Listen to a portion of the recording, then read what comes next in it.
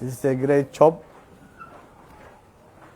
It is saving lives, and especially saving the lives of children all around the world. waa shaqo weyn oo loo qabtay si niyad wanaaga waxay badbaadinaysaa nolosha iyadoo si gaar ah u badbaadinaysa nolosha caruurta adduunka oo dhan aad ayaan ugu faraxsanahay inaan ogaaday in caruur laga keenay Somaliland lagu daaweynayo Israel oo noloshooda la badbaadiyay.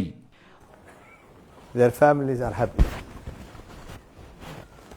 So qoysaskooduna ay faraxsan yihiin. Nothing related to politics. maaha wax siyaasad la xidhiidha ee waa ficil loo qaaday bini'aadanimo oo deeqsinimo ay ku dheehan tahay. My all appreciation and congratulations. hore ayaan ugu mahad celiyay uguna hambaliyeeyay aasaasaha cusbitaalkani oo qaaday tallaabo niyad wanaaga oo uu ku badbaadiyay caruurta adduunka oo dhan. Hopefully Somaliland doctors also will be trained here. waxaan rajaynayaa in dhakhaatiirta Somaliland iyana lagu tababari doono halkan lana bari doono qalliinada waxay badbaadin doonaan caruurta Hargeysa joogta iyadoo caruurta aanay waalidkood soo wadi doonin oo aanu kharashna ka bixi doonin ayaa qalliimada loogu samayn doonaa dalka waanan ka mahad celinayaa arrintani.